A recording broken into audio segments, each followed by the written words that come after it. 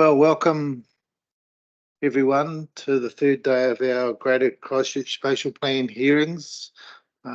Stephen Dash is my name, and we'll start off as usual with the karakia, which we'll all say together. It's up on the screen. Okay. Whakataka te hau ki te uru, whakataka te hau ki te tonga, kia mā kina ki uta, kia mā taratara ki te he ake ana, te atakura, he tio, he huka, he huhanga, te he mo.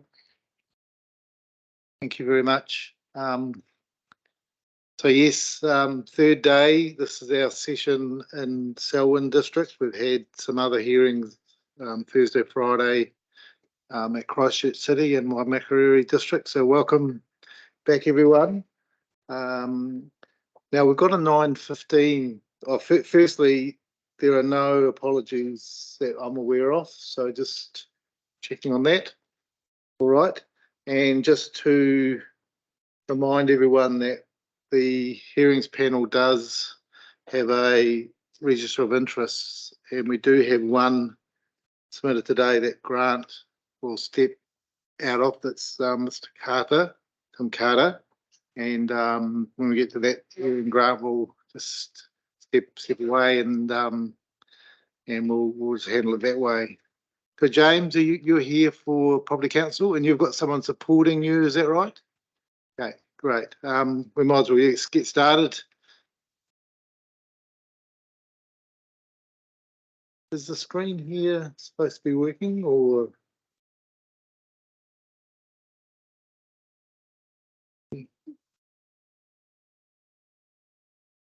So just hold on. I think I'm missing a screen, so. Sure. Yeah.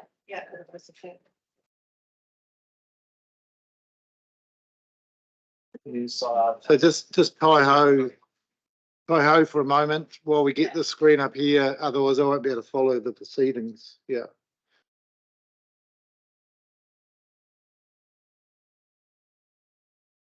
Fantastic. Right, James, the floor is yours. Thank you very much. Morning. My name is James Wood, the chairperson of South Island Property Council. I'd also like to introduce Roger Davis, our group that we also sits on the South Island Committee, and Santa Marley and Vicky Tyre from Property Council's advocacy. Join us online. Welcome everyone, including Santa Maya. Where are you coming in from? From Auckland, head office. Okay, great. Thank you. So on behalf of the Property Council, we very much appreciate the opportunity to speak to you for our mission today. Property is the largest industry in Canada. There are around $160 billion worth of property assets across Canterbury, with property providing a direct contribution to GDP 40% and employment growth of 31,000 Canterbury residents. In broad terms, we support the overall direction of the spatial plan, but do make some recommendations, namely about the proposals regarding case referendum.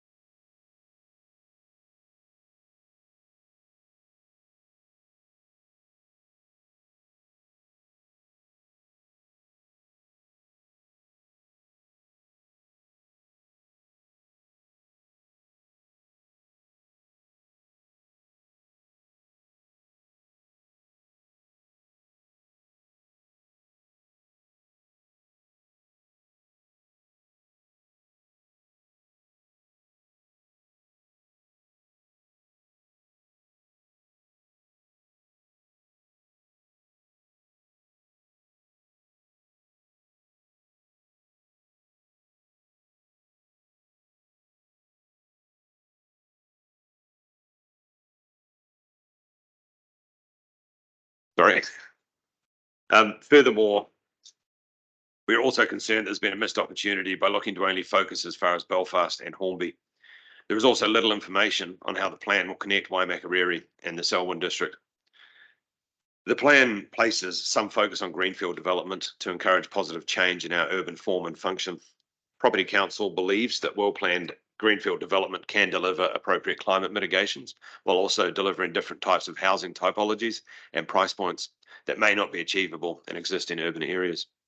It's therefore critical that those in areas such as the Waimakariri and Selwyn districts have access to better public transport options such as MRT to encourage mode shift from private car use and thereby reduce carbon emissions.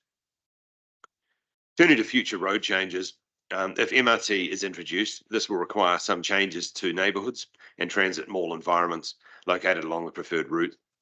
Some of these changes include creating wider streets to provide for green spaces and dedicated lanes for active travel.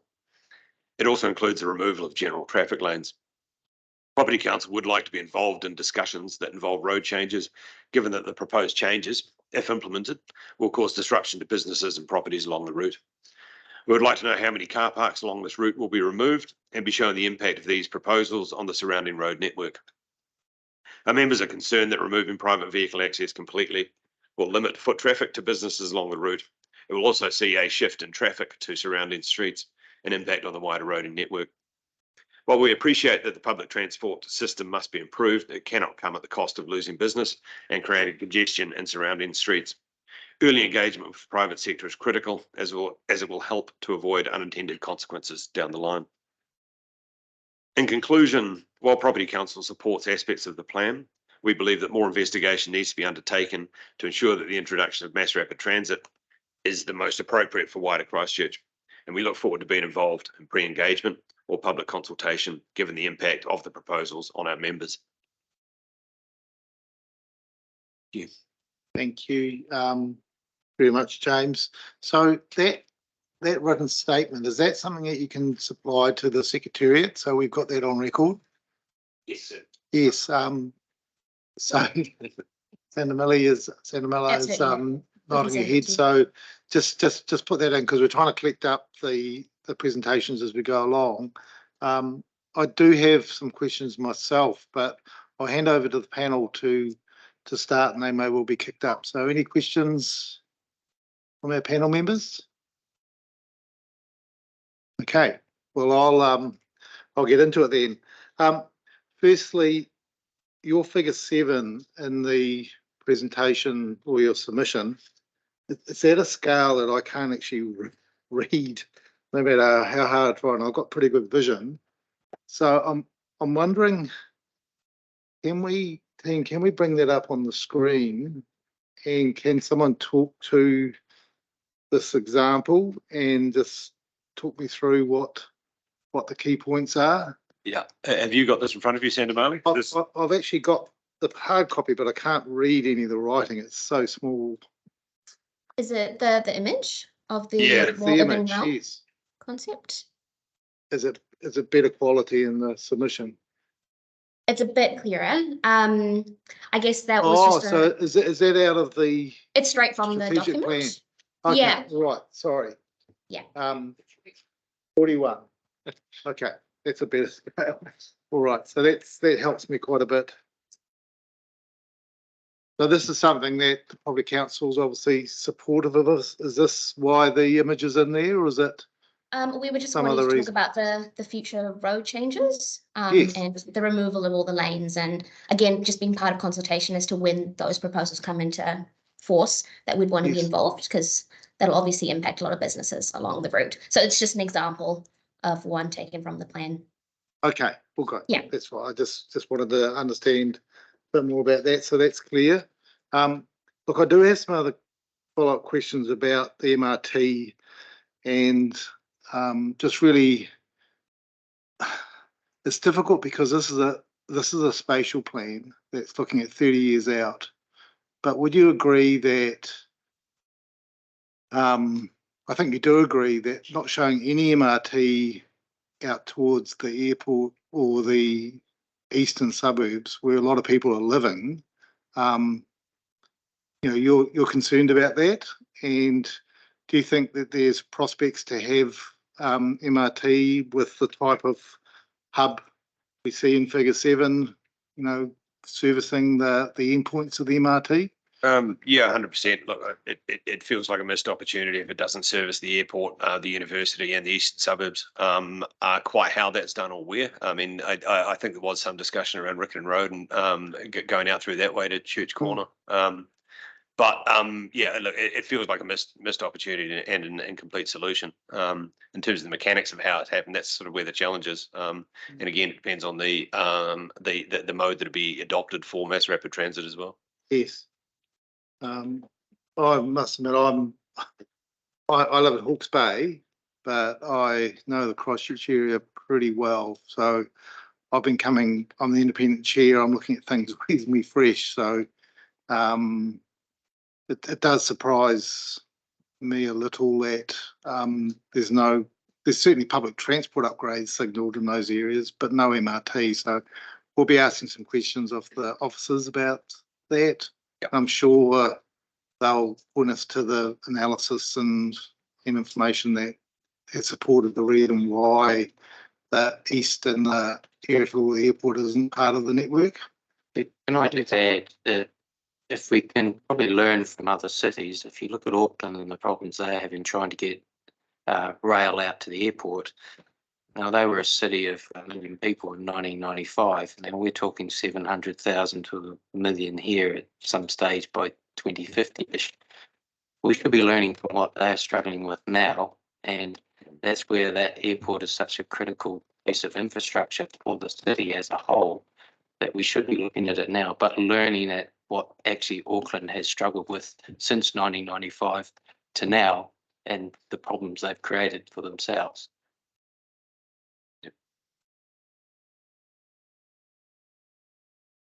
Okay, you have a follow-up question?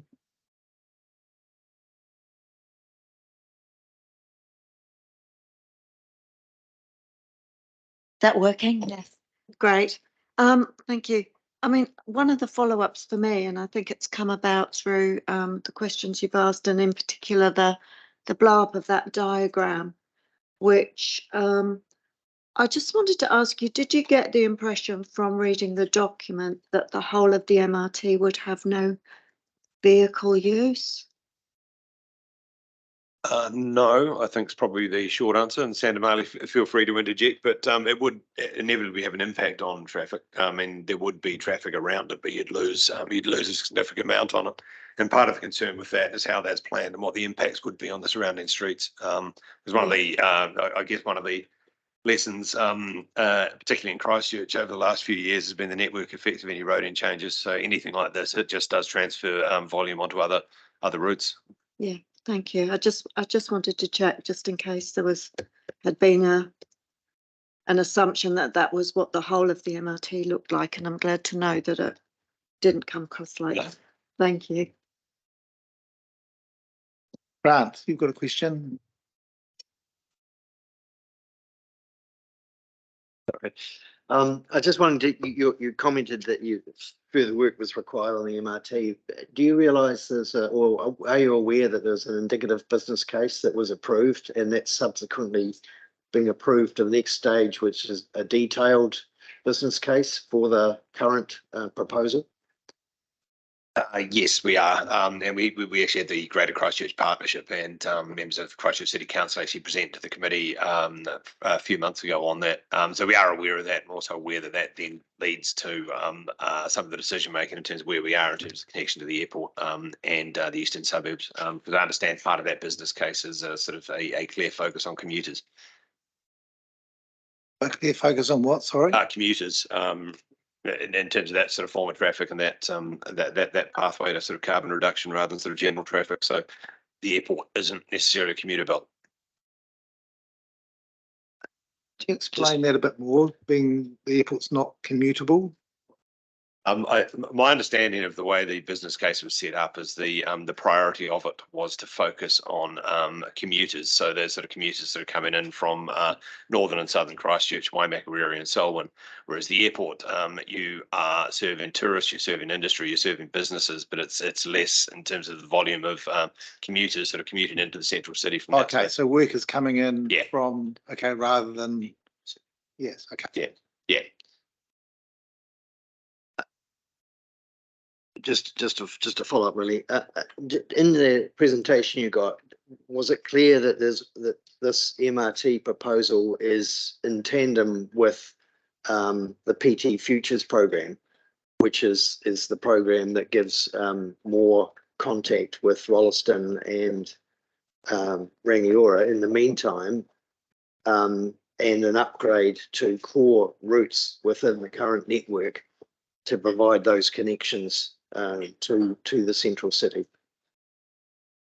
Yes, so this is sort of one stage, and there are sort of a wider transport plan that sort of picks up those pieces. Yeah, no, we're aware of that. It does still feel like I guess the scale of the initial phase of mass rapid transit seemed it could be stronger, could actually connect these areas. But yes, we're aware there are sort of wider plans in place. Victoria? Good morning. I'm keen to know whether you had any thoughts on the use of the hard rail corridor, which is already there, particularly out in Rolleston and in the Waimakariri district that a number of submitters have commented on. Yes, we think that's probably a missed opportunity, and the mass rapid transport probably needs to look at a combination of things with buses and light rail, but also the heavy rail. You're trying to get the commuters off the road from Waimak and Selwyn that are congesting the roads, and you've got the heavy rail there. Yes, we know heavy rail's got freight components to it. There'll have to be some double tracking and there'll have to be some coordination, and obviously there's level crossings that may cause concern. But we think that the rail corridor is a huge missed opportunity. And when you look at some of the connections, just quickly, if you look at some of the connections with stops at Kaiapoi, Belfast, Papanui, and coming in from Rolleston, you can stop at Hornby. You're only really missing out probably Riccarton and Maryvale, which are close in suburbs, which could probably adapt to a bus network easier than, say, heavy rail, which misses those. Anything? No, I think we're out of time. Yeah, look, I think we are running a bit ahead of time. This is a pretty key issue for the panel. And I think we should, well, I'd like to perhaps pose the first question for officers for the day. Sorry if we've already got this in front of us, but I think if you could put or get us the presentation on the detailed business case that has gone to the Property Council, just so that certainly for myself and the panel members, we're right up to speed with what's been presented on the MRT detailed business case planning, which is underway in parallel, as we understand. So just explaining, we're asking officers questions as we go along, and particularly we were prompted. So sorry, Ben, if we've already got that, but it would be really helpful. And also just some answers from the officers about how that ties in and process timing with the public transport, the water PT review that Grant raised as well.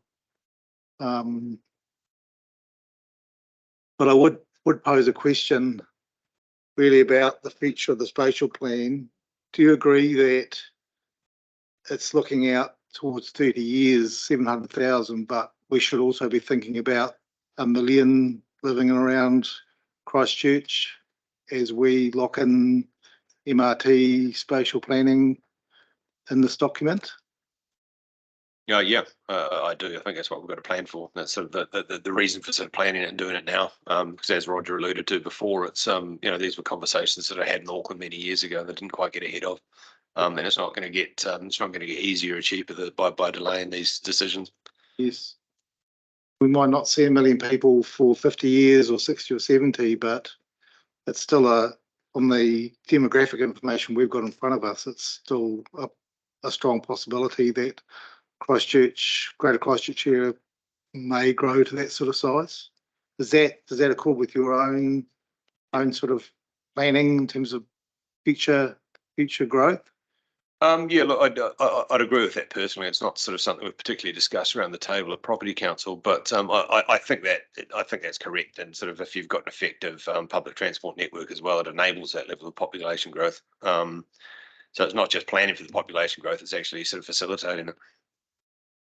It's a bit like the SimCity game. If you get it right, things will follow along in an orderly way. Is that a fair way to think about it? Yep, certainly, and I'm sort of familiar with that. So yes. Yes. But also, hoping that if you build, they will come. It's not always work out, does it? You'd have examples yourself where the developments haven't really worked for various reasons, despite population growth. Yeah, that's right. And look, I mean, that's all part of the business case process in terms of sort of maximising the sort of the investment and the return in terms of what the priorities are. So there are debates to be had within that. Okay, so any other questions, Grant? Just pointing a reference really to the comment about heavy rail, and on page 103 of the officer's report, item 4.7.4 just gives a brief commentary on where the consideration of passenger rail is in terms of central government select committee, but also Environment Canterbury is also looking at options to progress passenger rail, and obviously a lot of further works required for that. And I think they're seeking funding in the long-term plan and prioritisation considerations within the regional land transport plan. So there's some work in the background because there is, I think you'd probably agree, an opportunity with heavy rail. Do we go north to Amberley? Do we go, south to Ashburton? Where are those growth areas outside Greater Christchurch? But that's so it's in here.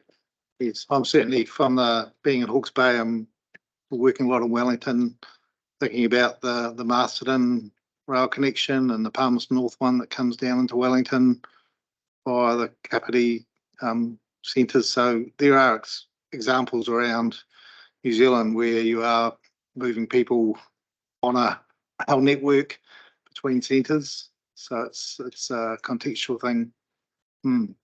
Okay, well, look, I think we'll finish there unless there's any other questions. Thank you very much for coming, James. And it was Richard, wasn't it? Roger, sorry. It starts with R. And Sandamali, thank you for coming in. Thank you very much. Thank you so much. Thank you very much.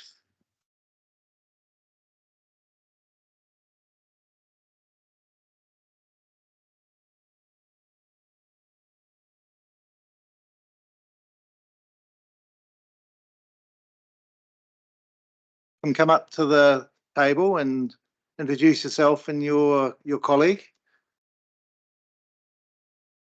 So, Ross, you're from the Greater Hornby Residents Association. Welcome.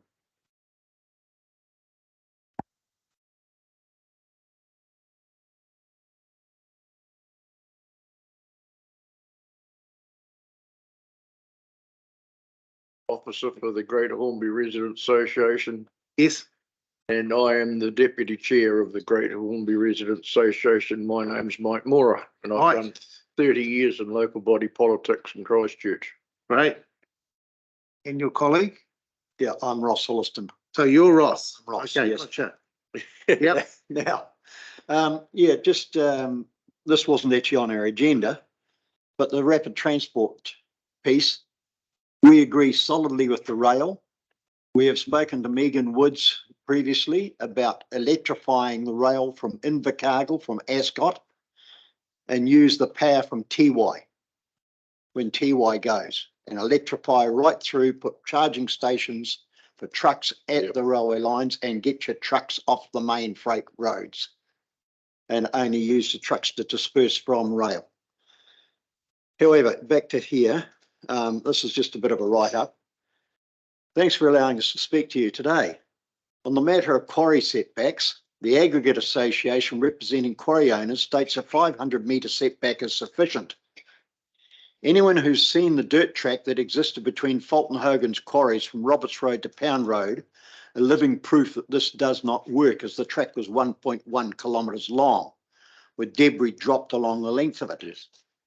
Queensland, Australia has a setback in place of 10 kilometres, where a population of over 1,200 people live. Their RCS levels, incidentally, aren't as bad as Christchurch or Canterbury. Canterbury's aggregate RCS level is as high, if not higher, than Queensland. Even countries such as India, China, America, and several African countries have decent setbacks because they have listened to the World Health Organization, who have listed RCS as dangerous as asbestos. Just for my ignorance, RCS stands for. Respiratory crystalline silica. Okay. So that's crystalline silica that you can breathe. Okay. All quarries should be required to have wheel washers at the least as part of their consents, and all trucks must be covered. We've just observed 2 trucks at Royden Quarry uncovered, travelling on State Highway 1 This morning. This should also include demolition trucks, because demolition trucks can be carrying concrete which has asbestos in it. Prior to the year 2000, asbestos was quite common. Saturday, 21st of October, our Christchurch Mayor wants his family trust to mine Ruapuna to a depth of 8 metres. Could take 15 to 20 years to mine this site, and we're the car club to operate in this time. Clearly, our Mayor does not give credence to the World Health Organisation's reports around the quarry industry. The pit could easily end up flooded as the water table rises due to the Central Plains irrigation scheme becoming fully functional. Perfect example of this is the Amiri scheme, which saw Mocket Motors and Colverton having to weigh down their replacement tanks with power poles, concrete power poles, to get them to sink below water level because they floated. All this for company profit by the major family trust, while placing many residents' health at risk through RCS dust exposure. This exposure is recorded in health journals as a major cause of different types of cancer, heart disease, and even dementia. Ruapuna Park is owned by the City Council and leased. The word Ruapuna means 2 ponds. Perhaps we'll end up with one big lake and no raceway or speedway. On the 15th of July 2020, John Graham Asili, Consents Officer and Hearings Commissioner, issued a statement of evidence on behalf of the Otago Regional Council on Deepdale Quarry at Macrae's. In that report, section 6.3, he notes that there is a 1 kilometre separation from the Howard residence to the quarry site. He also notes that the AEE acknowledges that the nature and scale of activities can cause dust effects at 1 to 2 kilometres from the source. Canterbury University have tracked dust up to 10 kilometres. He further states in section 5.14 that he notes a speed limit of 60k is indicated for haul roads, which is very high and could generate significant dust emissions. Then goes on to say the good practice guide for assessing and managing dust, published by the Ministry of Environment 2016, states that industrial sites in New Zealand commonly apply a speed limit of 10 to 15 kilometres an hour. That is because that dust on the road and dirt on the road is being crushed up and dispersed. We are seeing State Highway 1 being used as a haul road. At speeds of 110 kilometres an hour by trucks. This is just appalling. That is spreading cancerous dust. Question therefore begs, firstly, why are we in Canterbury allowing quarries to operate close to residential housing? No recourse. Secondly, allowing trucks to use public roads, including State Highway 1 as haul roads, when these trucks are often uncovered and have not been through a full truck wash to remove all contaminant and travel at express speed, spewing out dust. Eddy pumps can be used. People won't be familiar with these, to extract aggregate from rivers. Now, I worked for Andrews and Bevans and I used to sell crushing and screening equipment. So it took me 5 minutes to find these things. That's 40 years ago. Eddy pumps fit onto diggers with a long boom and can be put into a river in a precise area and extract aggregate up to 12-inch diameter and pump it 1 mile to a processing plant. Yeah. No trucks, no transport, no dust, straight to a processing plant, which can be fully enclosed as they are in Europe. There's be no housing nearby or placing residents at risk. Why don't our quarry companies use these? Because they're too money hungry and want the quarries within the city boundaries, where possible, and to hell with people's lives and the environment. Profit comes first with these corporations. We have here wind reports from last Thursday and Friday showing high winds, nearly 25 knots, and with virtually all quarries operating. Mike travelled around them, saw one shut. Yeah. They're all operating, with many possibly breaching consent conditions. Both the City Council and ECAN are aware of these conditions, but they did not even go out and stop them operating. Very poor. We're going to have to bring the EPA in, I think, to police the councils. It's they're just thumbing their noses and travelling to the bank. They're thumbing their noses at the council, or further placing residents' health at risk.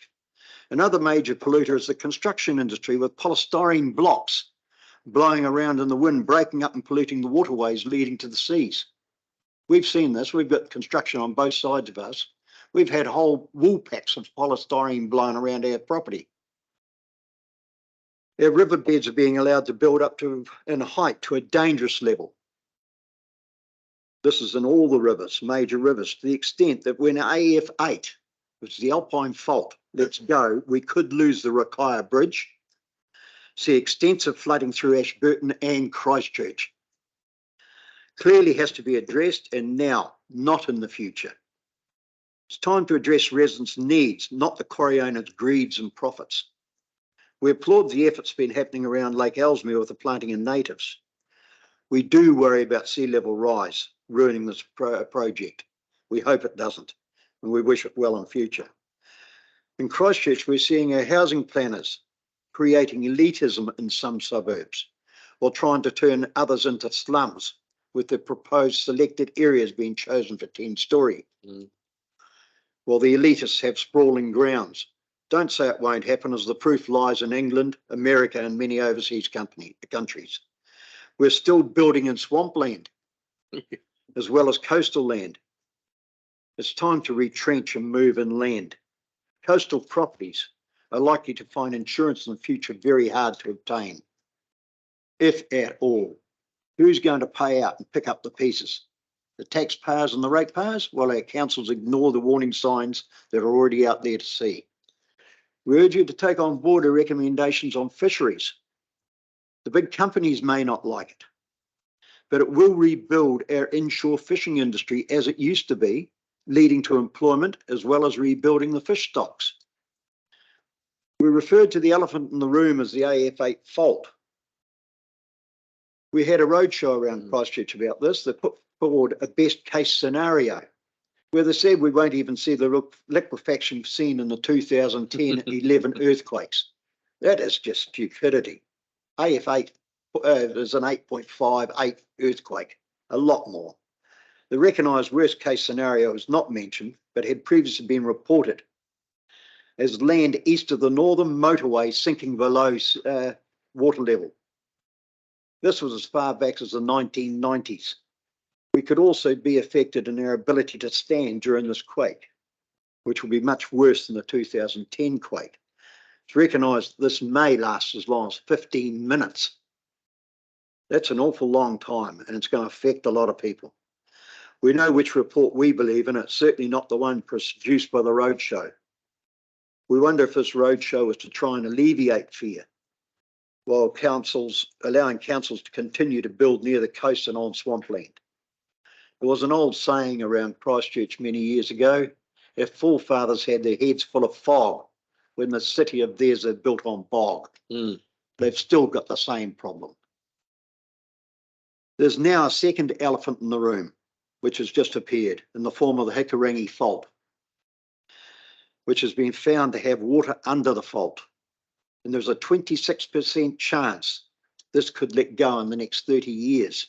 It's predicted to be as high as a magnitude 9.5, which will be catastrophic and could cause a tidal wave down our coast. This will create havoc here in Christchurch from Kokura south, especially from Amberley to Banks Peninsula.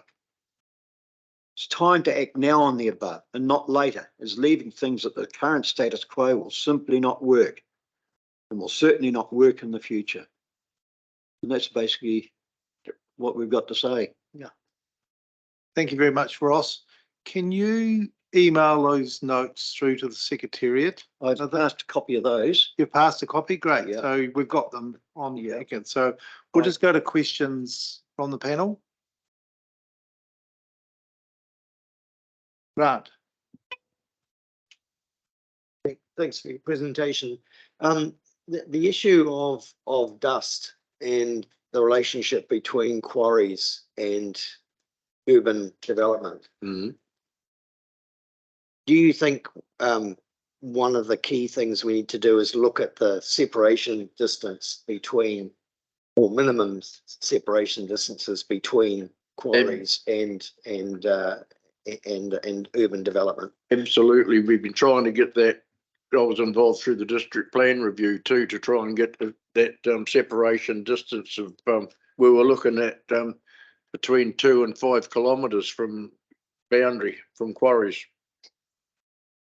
We've got the worst standards in the world here in Aotearoa, New Zealand, believe it or not, the setbacks.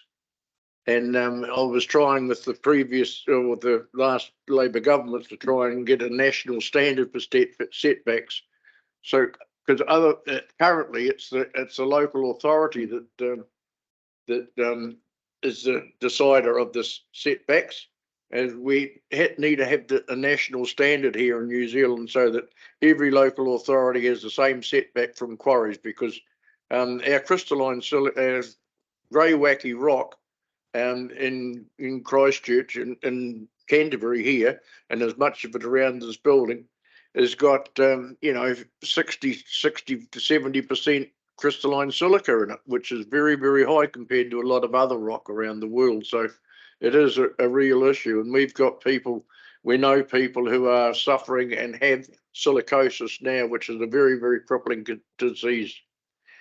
For those who don't know much about the crystalline silica effects, if you look at it, the silica dust from a quarry under a microscope is very, very sharp. The closer to the quarry, the dust is very sharp. It's like a prism. And that's inhaled, and that forms scar tissue in your lung. Each prism of glass, virtually, forms scar tissue in your lungs and your respiratory system. And over a period of time, of course, there's more and more scar tissue, and that scar tissue can't get the oxygen from your lungs into your bloodstream. So that's what happens, and people just slowly die. Terrible death. Do you have a follow-up, Grant? Yeah, the follow-up question was the land. If there was a broader gap between the productive gravel and the use of that land, we've talked. The spatial plan includes some element of future green belt, if you like, or green space. I suppose it could be a whole lot of things, but is that sort of a non-settled space, if you like, and that it's potentially adds to the green. It could be used for forestry. Because the trees will also help mitigate. GNS Science have actually recommended a 2 to 7 kilometre setback, with the optimum being 7. So yeah, the field is out there. The Aggregates Association wants 500 metres. That's just does not work. No. Thank you. Thank you, Grant. I've got a copy of Mr. Silly's actual presentation to the ORC. Okay. Here, which I can leave as well. Hand that up. We'll put together all the information. Ross, look, you are out of time, but we're a little bit ahead of time. So I do have one final question. It's about, in your submission, I'll read out the statement. Transport is a tricky subject with the past failure of those in charge to place all transport into one central hub. This could and should have been done after the earthquake on the old railway station site, and rail, bus and tram services all operating from the same site. So my question is, has something happened since the earthquake that's restricted that from happening? Is that the point? The old railway site's been built on now, but that doesn't mean it could not still happen. And you could certainly be using the rail for bringing the cruise ship passengers into the city. Gets people off the roads. Okay. Yeah. So the point is that the old railway station site's been built on now, so that opportunity's gone. But it could have been used for tram, it could have been used for buses, it could have been used for the lots. Yeah. Right. Thank you. That There clarifies it. there is possibilities for a new railway station if there was a desire for it, and that's where. So you can always make land available. Is there room available, do you think, for that central hub around the rail? Yes, it would. You could always acquire land for. Yes. Where would that be in your Well, mind? between where the railway station is now, the new railway station, just you know, on the verge of Hagley Park. Yes.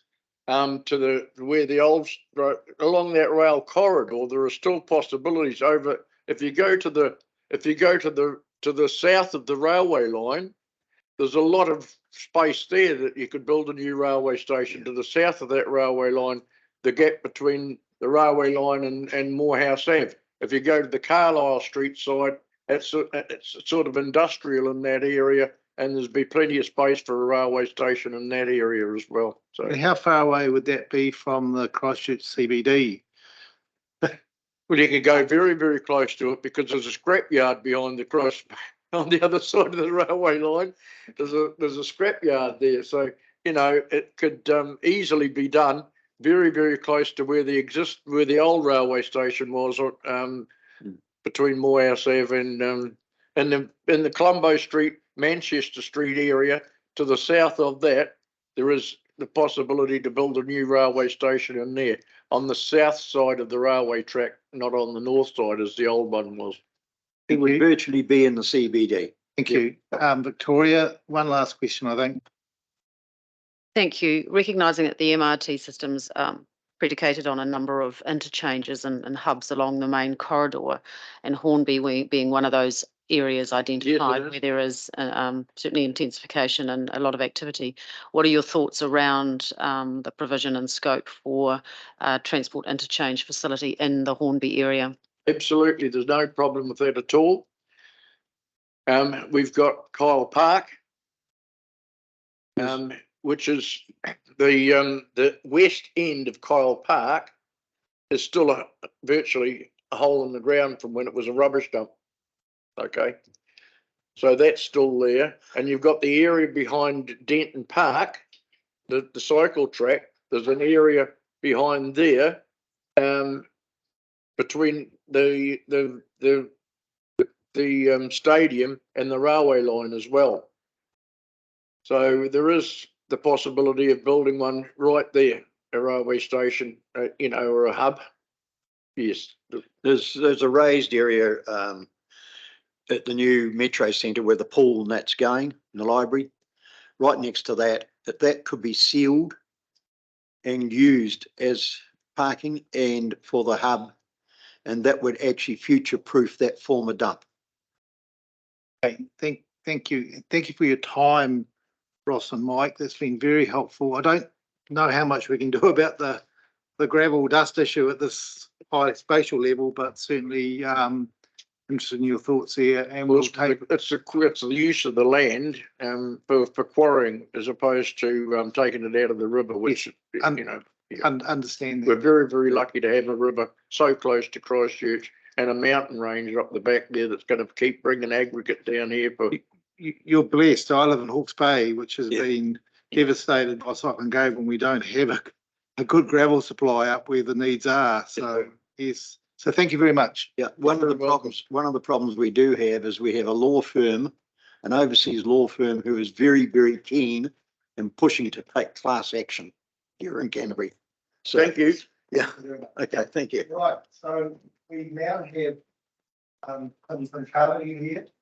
So Grant has declared a conflict of interest. So just for the record, Grant will get away from this presentation.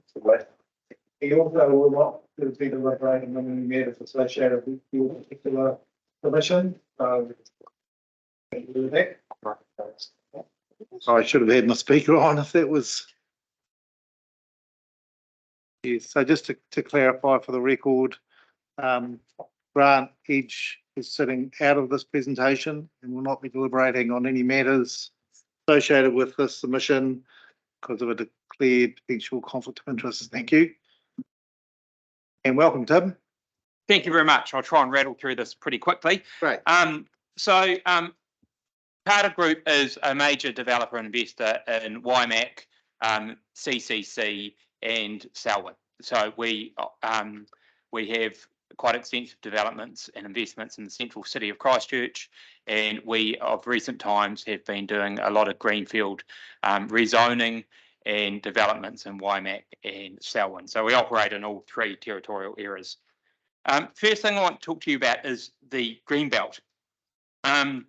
And I don't necessarily support the Greenbelt, but if you are going to have a Greenbelt, I think you need to align it with the highly productive soils. So in one of the two plans that we've just handing out to you now, we've overlaid your Greenbelt with a highly productive land, your other plan. And one of the purposes you state in your document of the Greenbelt is for rural production. Surely if you're going to have a Greenbelt, you should have it where there is highly productive soils. And I really question the need actually for a Greenbelt because I think it's been done for the spatial plan by the MPS on highly productive land. And that is a impenetrable barrier for development. And you have to go through a whole lot of extra hoops to try and get anything through the on highly productive land. So I think the Greenbelt's effectively been done, only it's not a green belt. It's far more comprehensive than a belt. So I do question the need for it. But if you're going to do it, I think you need to align it. The second thing I wish to talk to you about is hazard avoidance. And specifically, I want to talk about Kaiapoi. And on your map 2, you've got a future development area in Kaiapoi. That future development area is historical. It was identified from the Land Use Recovery Plan 10 years ago, and it stayed there.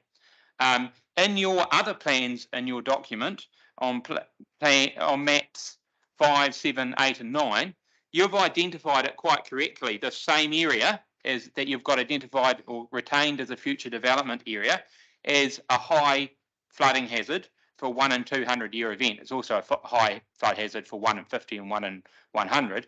But in a 1 in 200 year event, that's a metre underwater. It's also on liquefiable soils. It's within the tsunami evacuation zone. It's within the airport noise contours.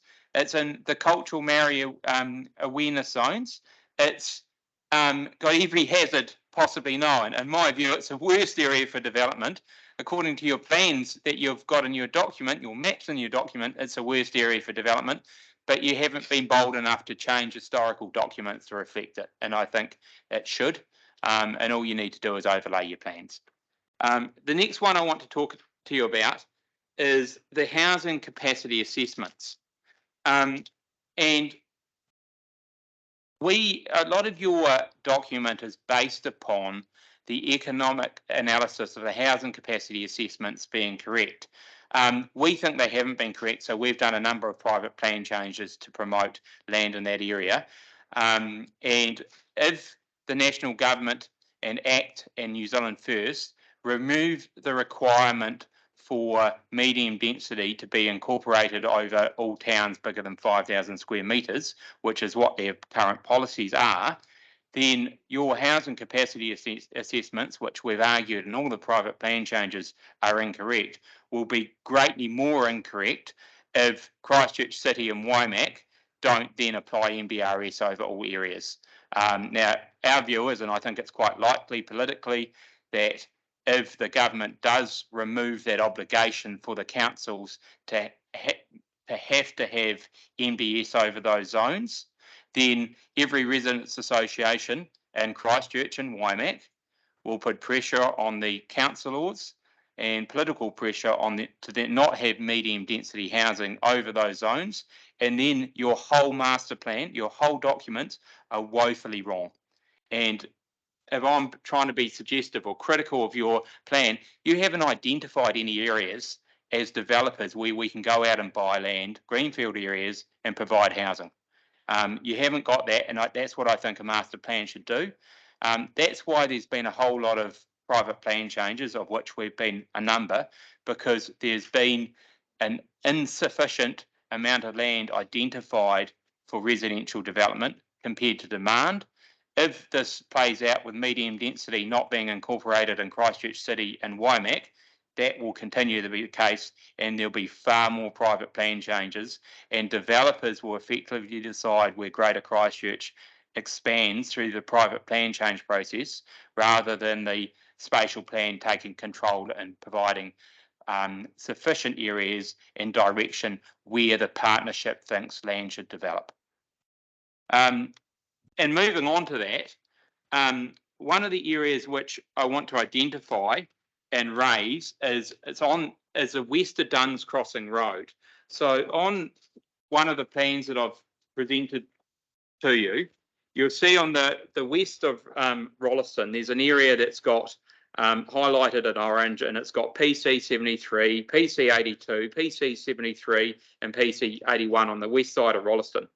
This is in our view, a very unique part of Greater Christchurch, in that it's the only area adjacent or adjoining a major town that is not on highly productive land and has no constraints. It's, Rolleston, as you know, you're planning MKT out to Rolleston. It's got employment growth with all the industrial areas. It's got public transport, schools, commercial areas. It's been identified as a major town. In our view, this is a unique piece of land, and there's another submitter who are unrelated to us, Hills Road Limited, who are submitting the same argument. This should be identified. If we say, we submit that you should identify areas that should be identified for urban expansion, and this is such an obvious area. It's been through private plan changes, and in those private plan changes, they got pushed to the district plan review because it was with the old operative plan, and they only had an 18-month time frame, and they decided that there was a 6.5 year supply for Rolleston, so it got pushed to the district plan review. And the district plan review, they pushed it to you because they made a fundamental capacity mistake. They quoted the housing capacity assessments, but they quoted the wrong figure. For the next 10 years, they quoted a figure of 5,000 surplus in Rolleston, when the figure that they should have quoted was at minus 2,000. So that has been appealed.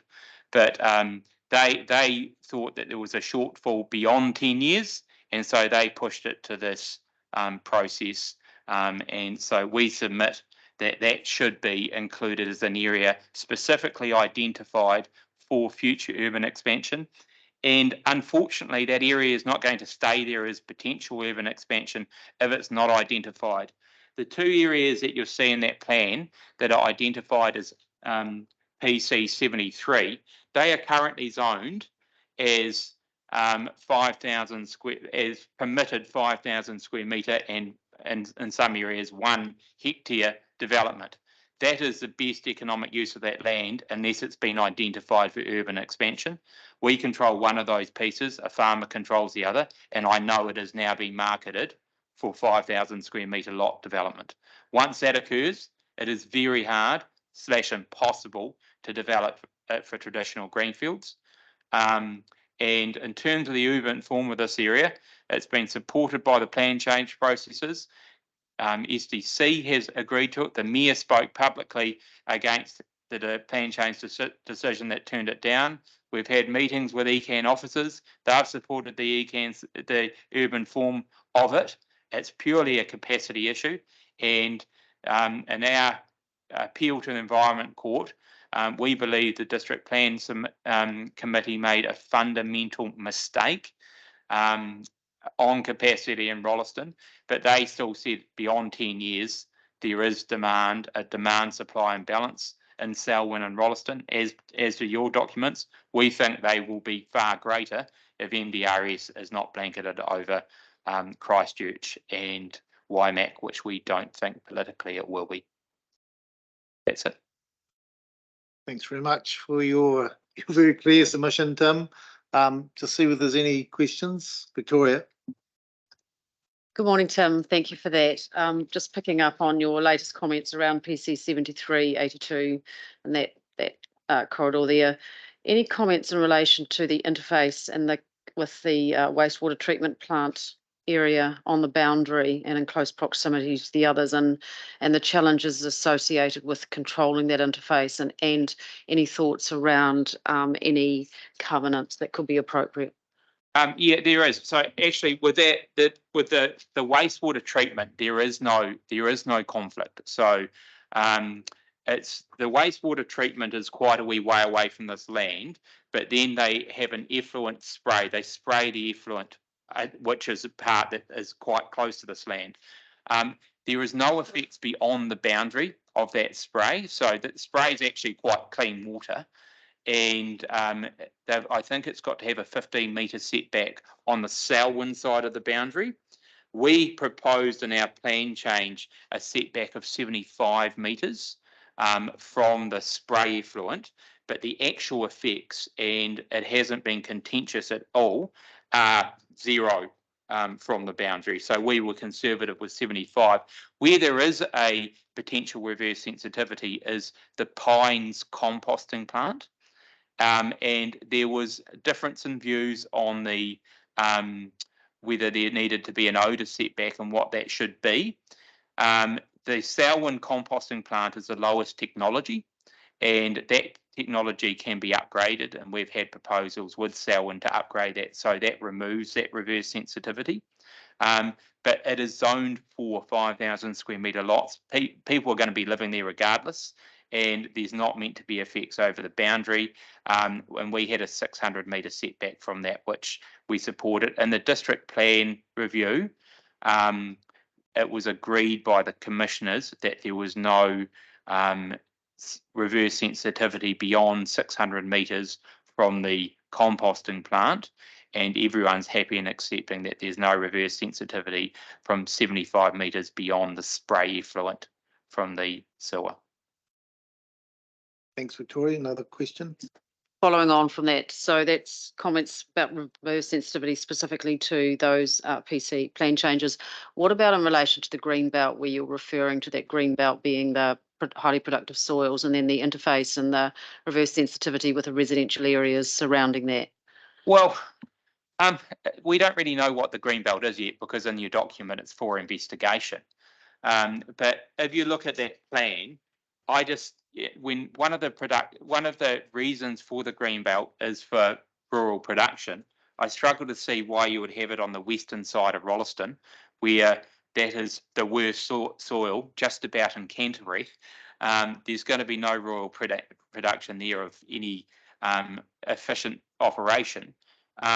Particularly when on the other side of Rolleston, where you're not showing it on the eastern side, there's airport noise contours which prevent urbanisation, and there's a LUC2, which is a darker colour. So if you look at your plan, you've got the key at the top, the darker colours are the better soil. So we're submitting that if you did have a green belt, which I really don't think you need with HBL, because you've just about got a green blanket, you should at least apply the belt where the blanket is. Thank you. Robbie, putting aside Mandeville and Ahoka, have cadres submitted to the DPR in Waimakariri, which is currently going through hearings? Yes, we have. Yeah, so you've, through that process, you've identified areas that you would like freed up, such as the South Brook East. Have you gone that far or not? We're an active developer and we look throughout all different territories. We struggle with Waimak in that you've got so many hazards in your area. You've got big flooding constraints. It's low-lying land. You've got liquefaction. So there's very few areas in Waimakariri that we think are appropriate for greenfield development. And that's through looking at Ahoka, that we looked at Kaiapoi, and we're looking at it and going, how can the Greater Christchurch Partnership still promote a future development area that is subjected to every hazard? We have looked at other areas, and there's some areas with lower flooding risks that we've submitted on, but your development options in Waimak are limited. I'm building at the moment. Yeah. And I've had to engineer those problems. Yes. And I have been able to engineer and now have a building consent, resource consent. Yeah. So I'm just struggling with the concept that you can't engineer yourself out of something. Okay, well, if we're happy to talk about it, that you can, but flooding's a really hard one to engineer your way out of, because if you build up your land, all you end up doing is transferring that flooding or that water displacement to another piece of land. Now, in Kaiapoi, and I know you've had some funding from the Provincial Growth Fund to put some big stormwater pumps in, so you can try and pump the water out of your existing urban area in Kaiapoi to try and reduce the flooding. That's an okay solution for already developed areas. You're trying to mitigate a risk, but that's not a completely a complete solution. Those pumps can have issues in a moment of high rain. It's not ideal, and I just don't think you should be, as a starting point, you should be trying to identify, if you're doing a strategic plan, areas with no hazards or the least hazards to develop, rather than starting and allow development in areas with hazards opposed to areas without them. Okay, thank you. Look, I think we are out of time. A quick one, Nicole. Can you just clarify the status of PC 73? No, It's being appealed. it is. So- Yeah, that's what Yeah, under so appeal. on that side, PC 73, 82, 81 are being appealed, both in terms of the plan changes, but also the district plan decision. Thank you very much for attending, Tim. Very clear. Did you have some speaking notes you'd like to leave or not? No, I really just made it up as we went. Okay, thought so. Thank you. Thanks, and welcome back to the table, Grant. Thanks.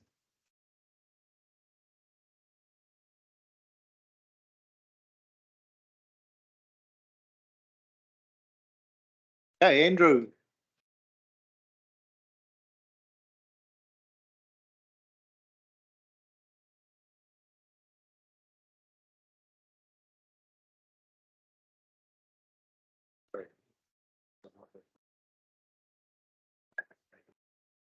If you want to be individually, Hopefully I can go through them, because I'm sort of doing it as a single. we set a timer into 45 minutes, which should. Okay, yeah. Yeah, good morning, and thanks for the opportunity to speak to my client's submission. I'm only speaking on behalf of Dane Mora Limited, Hughes Development Limited and Fletcher Limited, independent producers. I'm happy to take questions on that, but I'd struggle to remember what the details of the submission was. I think it was something to do with airport noise contours. Yeah, so yeah, I think congratulations on the partnership in developing the draft plan and on the officers responding to many of the submission points that our clients and others have made. We still have some issues with the spatial plan, and I'll just sort of try and touch on those briefly. We still consider that the plan has an overly Christchurch City centric approach. It's not necessarily a Greater Christchurch spatial plan. There seems to be an emphasis on recognising or providing for redevelopment within the greater within the Christchurch City area, rather than taking a more holistic approach to the Greater Christchurch sub-region. And I guess the last presenter touched on that to a certain degree, identifying that there are some natural hazard constraints in the Waimakariri district, but those same constraints probably aren't apparent in the Selwyn district.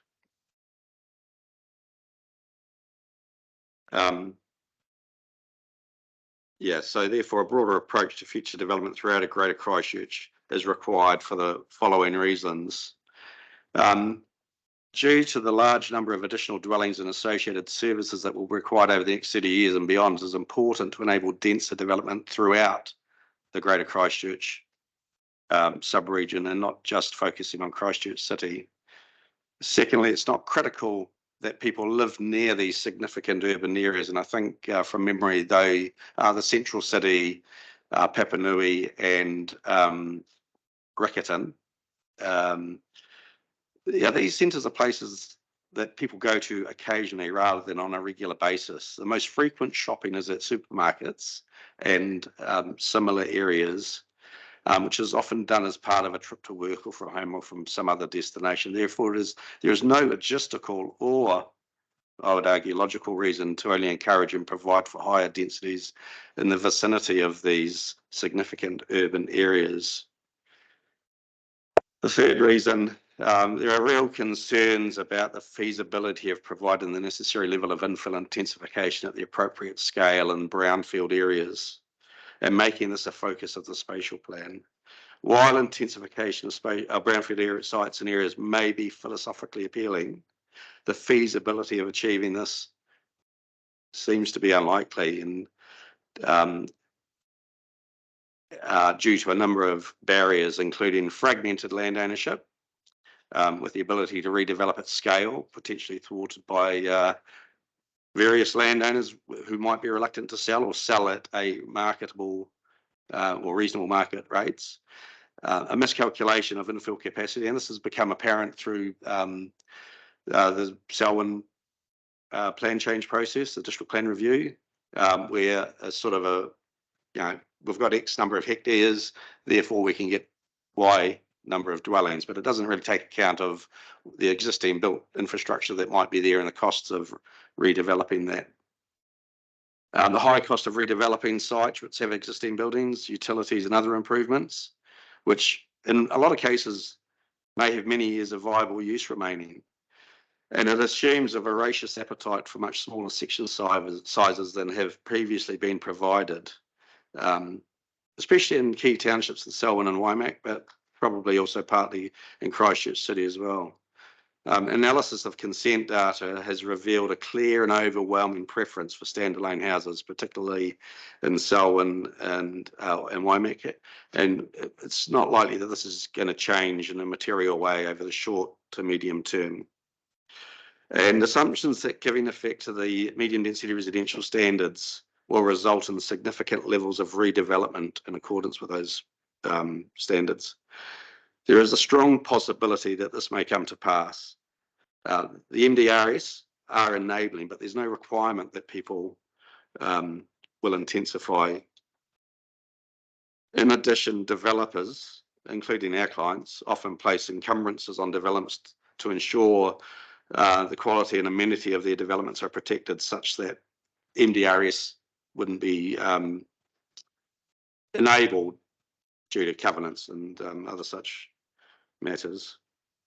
Any such assumptions about the potential for infill to provide significantly increased dwelling capacity in existing urban areas should be approached with caution. And I guess a big one for me is the detrimental effects on amenity for those areas subject to brownfield infill and intensification.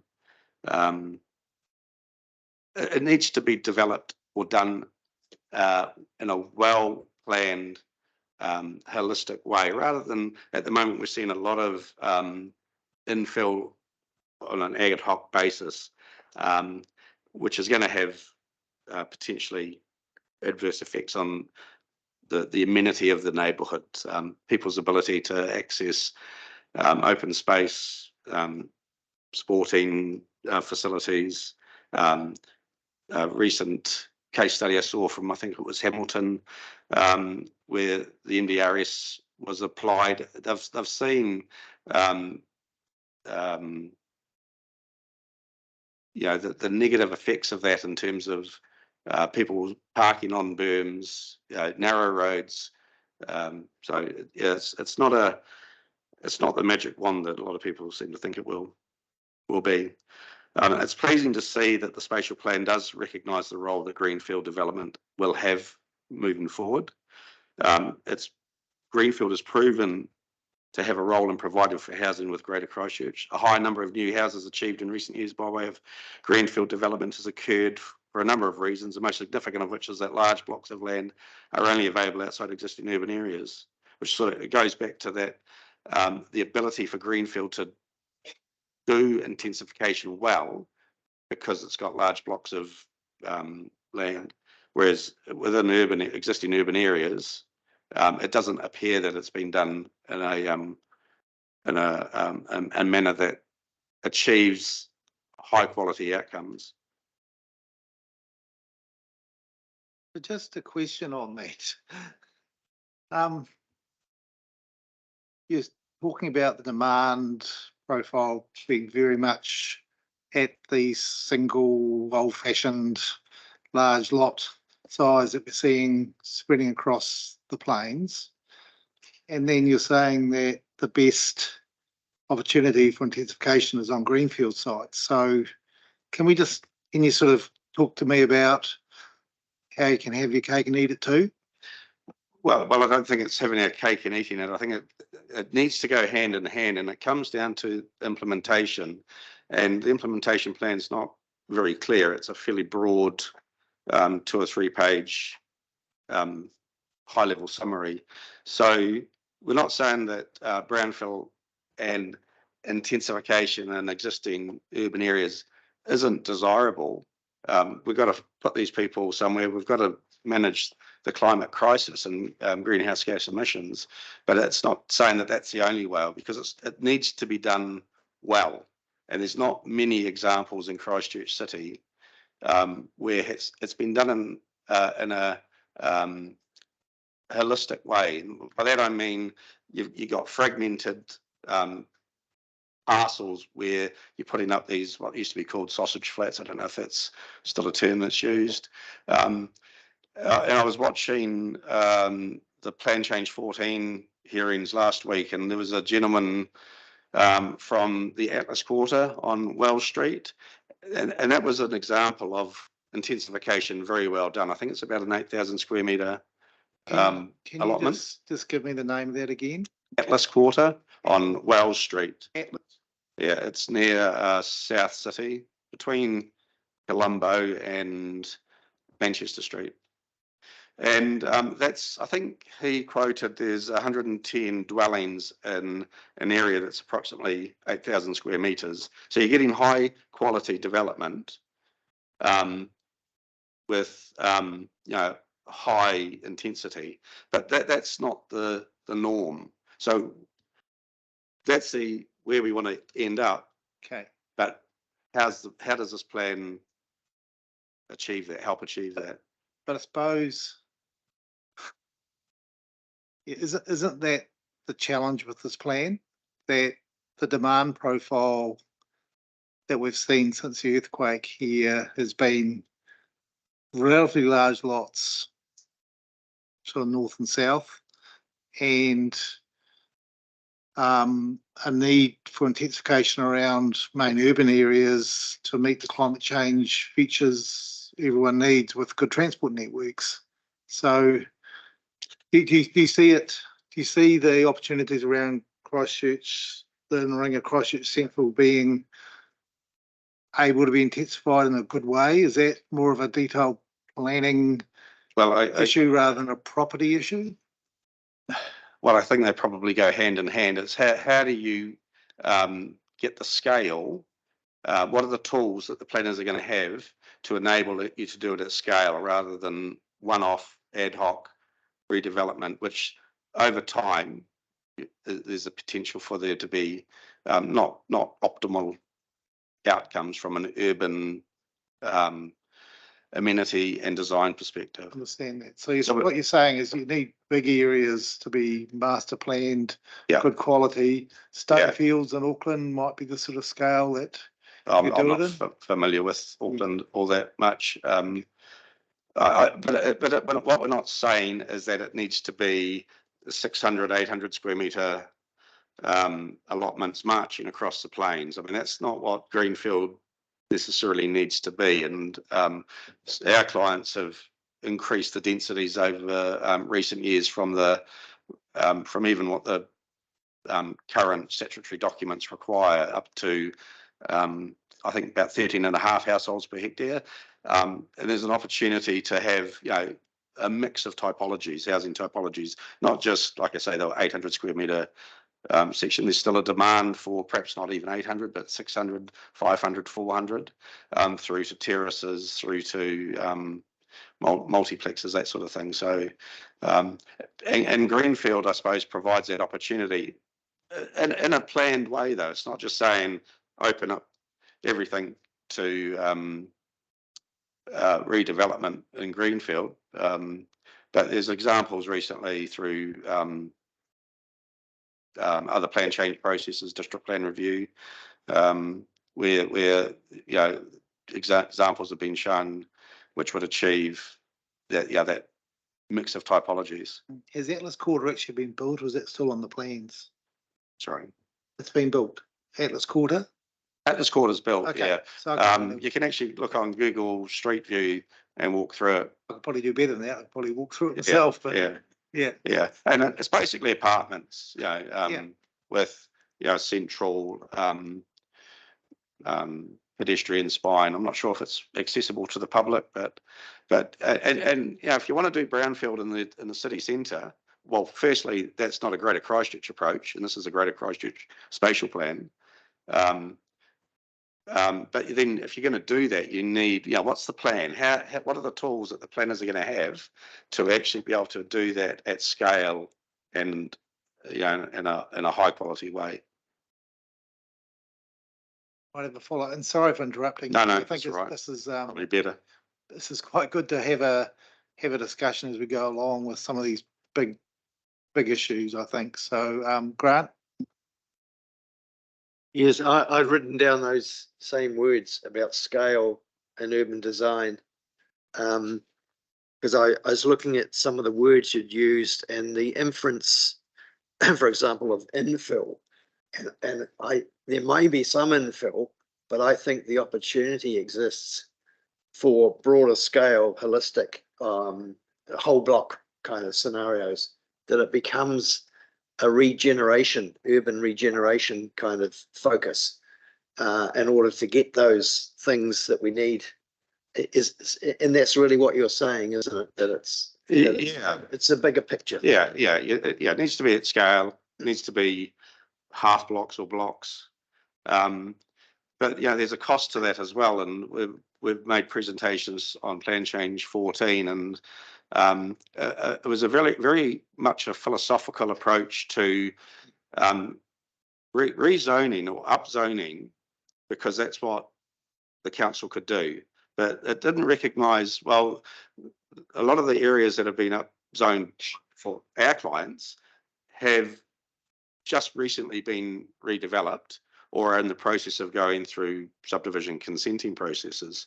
So at the about, I think it's 15 households per hectare. So they want to upzone it to the higher density residential zone, which I think is 50 households a hectare. Now that's not going to happen because the consents have been granted or in the process of being granted, or the buildings have been built and the infrastructure. It's not just the buildings, it's the infrastructure that you can't see. So nothing's going to change for 100 years. I live in a 1950s house, and it's probably got another 50 years of life in it. Now, the build quality these days is significantly better than they were in the 1950s. So while on a philosophical level, I agree with a lot that the spatial plan is trying to achieve, I guess it just needs a lens based on reality cast over it as well. Related to that, I'm thinking of the corridor as well. The corridors and arterial routes that we're suggesting. There's an uplift in residential development along those routes. Is one of the next steps in our implementation process some better visioning of what might occur, so that we can see and show developers, show the public a little bit better about what could be achieved to deliver on everything in terms of all our opportunities. Is that visioning? I mean, it's kind of like selling an idea. We haven't sold it, right? Is that what you're thinking? Well, I guess I'd challenge whether the idea is the right idea. It's like I say, why? Yeah, and I don't have an issue with that Christchurch City needs redevelopment, but this is a greater Christchurch spatial plan. So what's the plan? It seems to be ignoring Rolleston and Rangiora to redevelop or to pay back the significant investment that's gone into the central Christchurch area. But that's a separate issue. Nothing wrong with that, but that's almost a subpart of a greater Christchurch spatial plan or redevelopment plan. I suppose the idea is that there's potentially room for a bit of a retrofit in central Christchurch and in Christchurch where the main population base is. But it's also a lessons learned kind of approach to ensure that development within Selwyn and Waimakariri are also similarly changing the typology that you talked about. So that's where the whole package comes together. It's not this and not that and that. It is everybody thinking of the same wavelength. Just to quickly, Mr. Chair, an example of what happened pre-earthquake in Christchurch. I talked about it yesterday or Friday. The urban development or renewal that took place when the designations were lifted off the Northern Arterial project, and there was some infill development, but in association with that, there was some land purchase, linkages of open space connecting medium density units, and quite a big push by the government in the 1980s to improve existing urban environments. And the Avon Loop, destroyed by the earthquake. So a lot of those kind of examples that we could have looked at today have gone. And that's why I say it's potentially just looking at some examples. And the Christchurch City Council, looking at a booklet, I think it's called Housing Choices, and they had about nearly 17 sort of examples of different housing densities per hectare, ranging from about one typology was 37 dwellings per hectare, another one was 147 dwellings per hectare, and it had a full gamut in between. And I looked at it, I thought, well, that's where's that document gone, and how was that going to relate? I mean, I suppose what I'm saying to you in terms of what you're saying here, housing choice, and I'm just wondering if we haven't looked closely enough at existing exemplars, but also visioning. Would that help? Yeah, but I also, you know, those documents have been produced. I know Selwyn has produced them in the past as well. You know, urban design guidelines, those sorts of things. So, yeah, and there are lots of built examples both in New Zealand and around the world. But, and, you know, sort of touch on it a little bit in our submission is, you know, the implementation plan is fairly vague, and, you know, perhaps it's pitched at the right level. I don't know. You know, the officers will be able to respond to that, whether it could be fleshed out a bit more. It's just very high level. Thanks, Jim. Grant, did you want to sort of pose a question and frame it for the officers based on this discussion or not? Yes, I think it, a question perhaps for the officers, if they could consider in the implementation section that they're taking the spatial plan and providing, could they provide some guidance on developing ideas, urban design scale ideas for what we could actually end up with. Sorry, that's not very good. Maybe I need to frame it outside this meeting and Yes. just have we look at Look, it. I think, Kathy, if you just capture that thought, we'll, and what we're doing is we're framing some Q&As for the officers based on discussions like this we're having, Andrew. So we'll capture that and we'll clarify it through our. I'm happy to work with the officers to provide my expertise if required. Sure you are. Okay. Ben will like that, won't you, Ben? Let's carry on, I think. Yeah. Been a good discussion. Thank you. I guess I'd move on to public transport, and I guess the headline would be MRT might be great. I guess there's some challenges around whether it's feasible, and I'm not a transport planner, or I've got no expertise in what someone described last week as loser cruises and such things. I quite like using public transport. Wouldn't describe it as loser cruises, that sort of thing. But I guess it's not to forget about the wider transport network as well. And, you know, I'll use the example with Selwyn. I mean, I'm very familiar with Selwyn, so I guess there's a bias there, but it also seems to me that it's looking at the hazards mapping and touching on what Tim Carter said. There seems to be more challenges in Waimak and in Christchurch City, I'd add, than out in parts of Selwyn within the Greater Christchurch area. But our clients are very keen on providing for infrastructure within their developments for public transport, but there doesn't seem to be any will at the decision making, whether it's at the planners who are responsible for providing public transport, or whether it's a governance or political influence. So, yep, MRT, that might be great down that central spine, but don't forget that we've got 50,000 people at the moment within that Rolleston, Lincoln, Prebbleton, West Melton triangle, and the public transport is poor. Now, in the next 30 to 60 years, that 50,000 is going to increase, and, you know, one of the key components of the spatial plan is to get people out of their private cars and into an enhanced public transport system. So, you know, the implementation plan talks about it. Yeah, but yeah, what is the detail, and is it going to be actually done? And I guess there's some there's a lack of is there the will to actually provide it? So this plan is providing firstly for a population in the Greater Christchurch area of about 700,000 in 30 years, but then looking further ahead to the potential for 1 million people living in Greater Christchurch.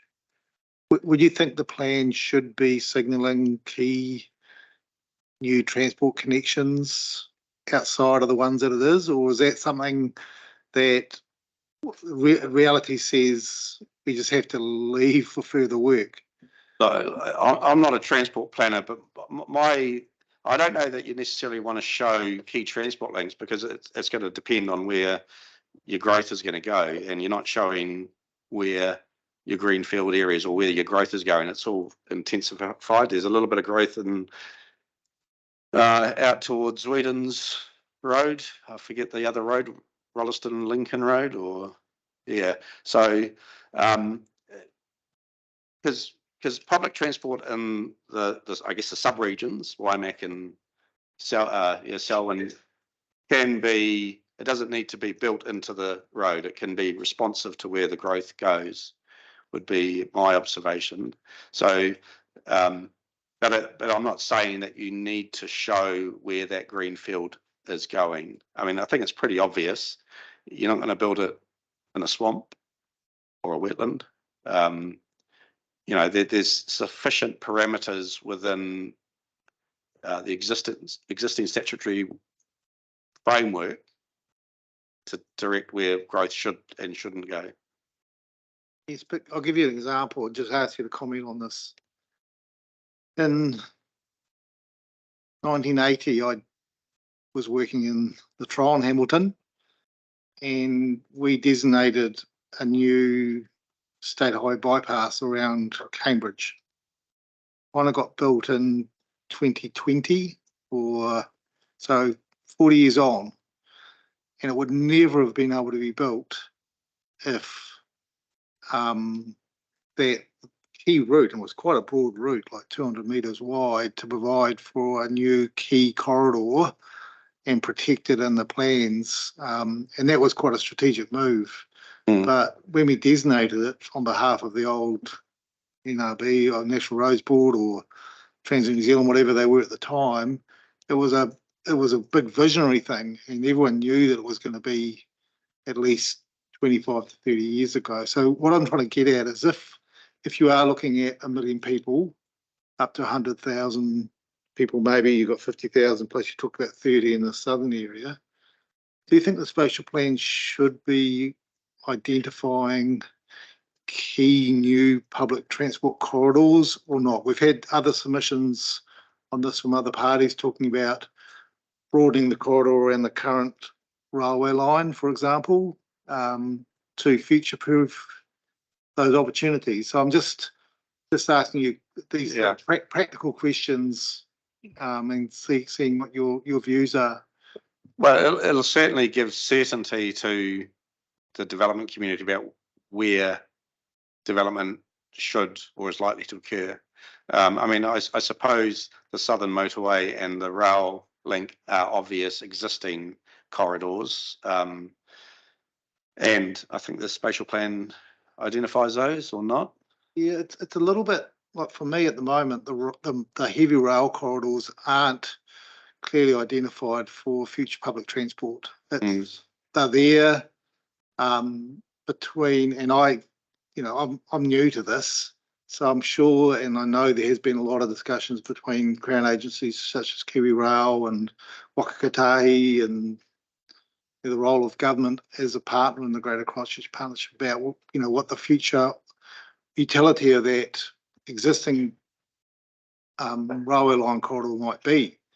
So so just, do you have a planning or a development background, Andrew? Planning Background. So so I'm asking questions if you was a planning, not a transport planner, but you can't be planning New Zealand without thinking about transport, particularly in this sort of process.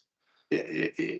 Well, like I said, I think if you're going to identify a key transport route, then that's signalling that's going to be a focal point for future development. So they go hand in hand, don't they? Yes. You can't do one without the other. That's right. And as a planner, would you thinking if we are, your advice to us, if the plan is covering up to the $1 million, the million people scenario, now's the time to identify those very strategic key transport routes and lock them down at the spatial level? Yeah. I mean, it seems to be what the spatial plan is about. I guess what you don't want to do is, well, there seems to be pressure not to identify areas of future growth. To me, there are obvious ones. So again, let's hear your opinion on that. We've heard from Tim this morning. Oh, I mean, if you look at your hazards maps. Yes. And it would be, there's a big gap between Rolleston and Prebleton, which it has probably highly productive land, but it's largely free of any natural hazards. Similarly, further to the west of Templeton, but it is HPL, and we're carrying. Yeah, but there's a trade-off, isn't there? Yeah. You know, At the moment, if we do all the planning based on HPL, we're going to have urban growth along fingers of. Sorry, just let me finish. At the moment, in our national policy framework, there is no trade-off. You cannot build new housing on highly productive land, can you? No. No, but we're thinking the next 30 to 50 years, and we don't know what the statutory framework's going to be like. And the regional policy statement review is, it's going to identify more clearly where the highly productive land is. Yes, we've asked the staff for a clarification about we're in a bit of limbo because there's already been some signalling around HPL from the new parties will probably make it the new government. I'm also aware that officials at MFE have been starting to look at the HPL again, and we've asked for some clarity about where that's up to as well. So I take your point about that. But do you think in a general sense, the spatial plan should be identifying new growth areas for certainty? At the moment, staff are advising, or the officer advising, that we should not identify new growth areas spatially, but instead there's a process. Yeah, I would agree with that. I mean, there are processes and there are criteria to identify where good areas for growth are and are not. Is your preference for the officer's stance that we should just not identify spatially new growth areas and transport connections to those?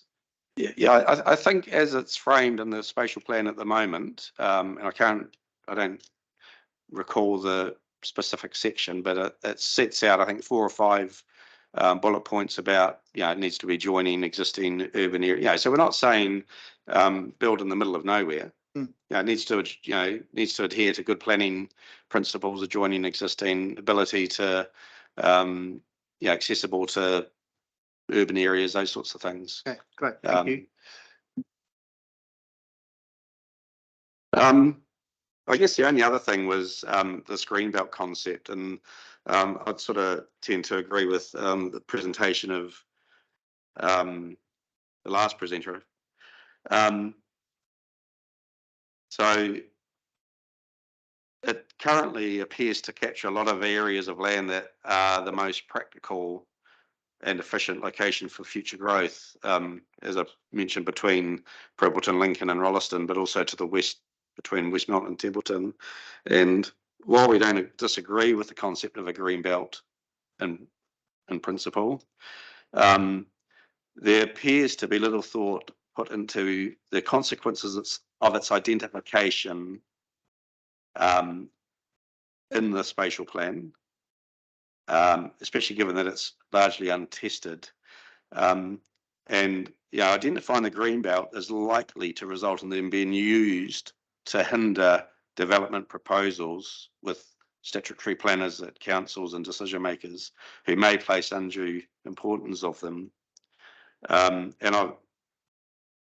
Plan Change 31 in Waimakariri, I was scanning through some of the reports for that, and they have indeed, one of the officers has indeed identified this draft green belt around Rangiora as completely untested. So there are processes through the planning system, which should, one would hope, say, well, that's interesting, but that's all it is. It has no statutory weight. But it does point to an issue that identifying these untested concepts may have.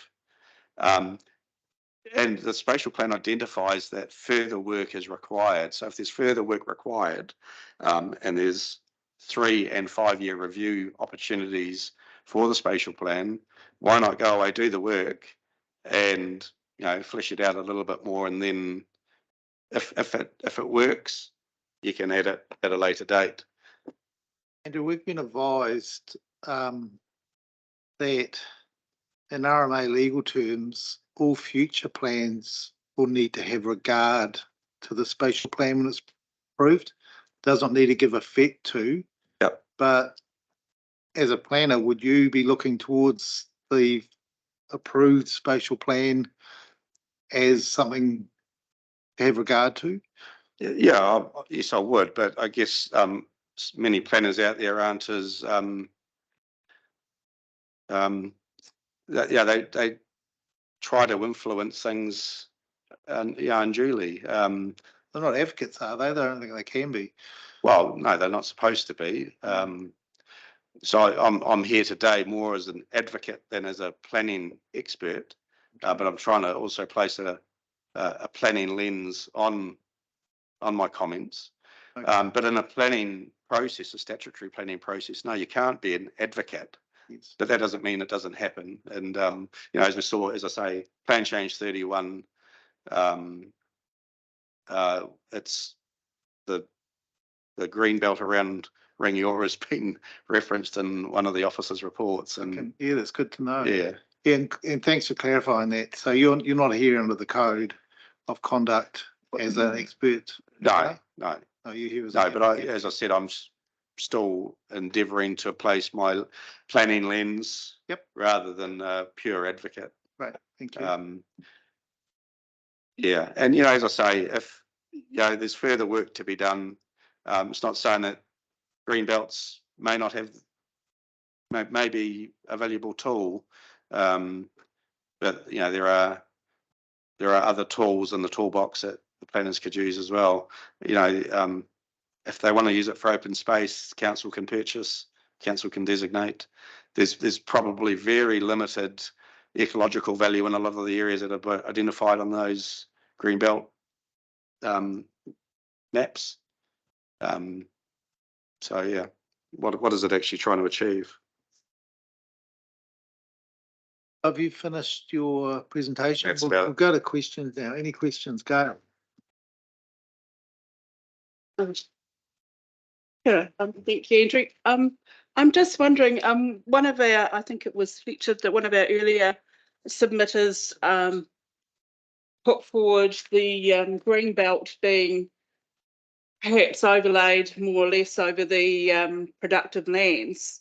And we've heard from you that that's sort of an area as well that would be quite useful for development. So what's your thoughts on that if there were a green belt type of thing, that it be on that highly productive land?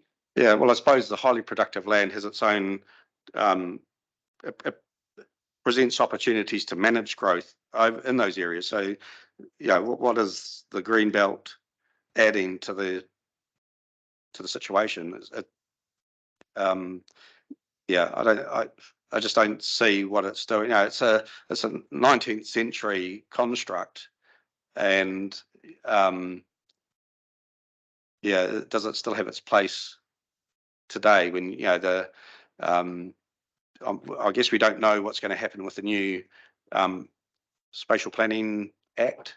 Is that going to get repealed, or to what extent is it going to be revisited? But I think there are other, you've got your MPS on HPL, MPS on UD. So there are mechanisms and tools there which sort of Cover. Yeah. Okay, thank you. Grant? Sort of a roundabout question. Do you think it would be useful in developing some ideas for the green belt to look at current research that's going on or examples from other places that might show a way of how that concept has been developed and used? Yeah, absolutely. I guess my comment would be, what is it that the Greenbelt is going to do? If it's to stop, outward growth, then, there are other mechanisms. I don't see that it has a great deal of value in providing for ecological restoration. All of that land, and I know Selwyn very well. It's all farmland. It's been it's a dead zone in terms of Indigenous biodiversity. There'll be scraps in parts, but we're talking less than 0.5% of Indigenous vegetations remaining on the plains. So, what are we going to do? If we're looking to create linkages, there are other mechanisms and tools that we can do to create green linkages, which would mostly be down, transport and road corridors. We can, but that's a different point for the Greenbelt, I thought. One thing I do know that there's had a discussion with a PhD landscape architecture student at Lincoln University, and his research project was looking at the integration of food production in and around through that sort of green belt round, all that sort of area as a way of feeding the population that are nearby, those sorts of things. So it's that sort of concept, but it's multiple solutions.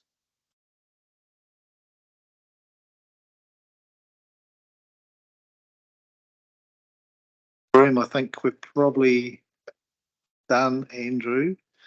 Thank you for your presentation. And look, I said this to some of the other submitters, fantastic submission.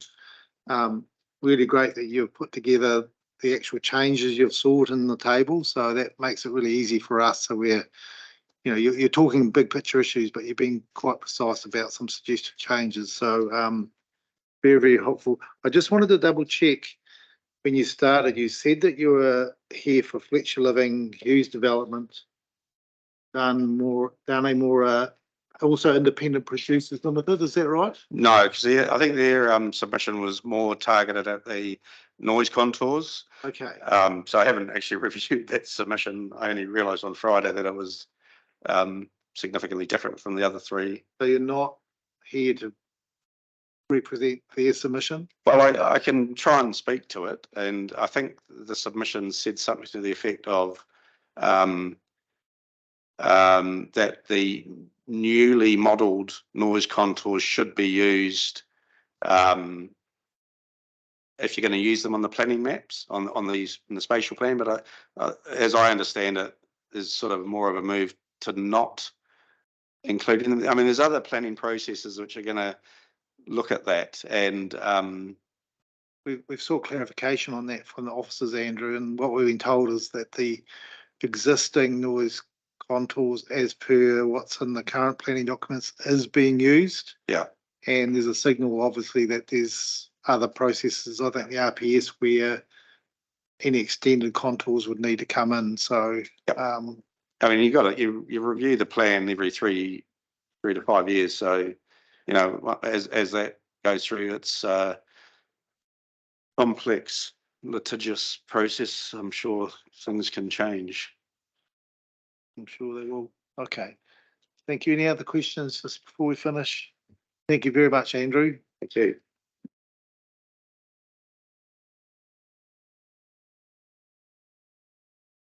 We are taking a break now, so we'll come back at 11:15. Thank you.